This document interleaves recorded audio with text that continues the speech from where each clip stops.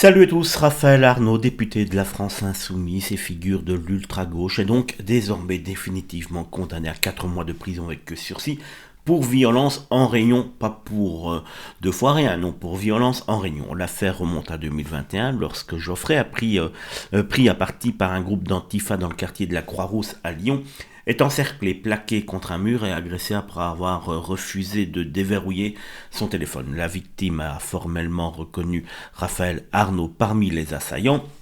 Et donc, celui-ci a été poursuivi en justice. Condamné une première fois en 2022, Arnaud avait fait appel avant de se raviser, apprend-on aujourd'hui en avril 2025, une fois élu député. Tiens, comme c'est bizarre. Résultat, condamnation confirmée, discrètement, comme le révèle Frontières. Ce n'est pas un cas isolé. En 2024, un autre homme avait été violemment frappé par un groupe d'antifa avec Arnaud présent sur les lieux, selon l'incorrect. Et pourtant, LFI continue de dénoncer la violence policière, Raphaël Arnaud en premier, et les violences d'extrême droite, Raphaël Arnaud en premier, tout en laissant donc siéger un député condamné pour des agressions de rue, deux poids deux mesures encore une fois. Ce qui choque énormément dans la presse aujourd'hui, c'est que Raphaël Arnaud, qui crie tout le temps à travers les semaines et les mois qu'il faut plus de clarté et de transparence dans la politique et qu'il faut véritablement chasser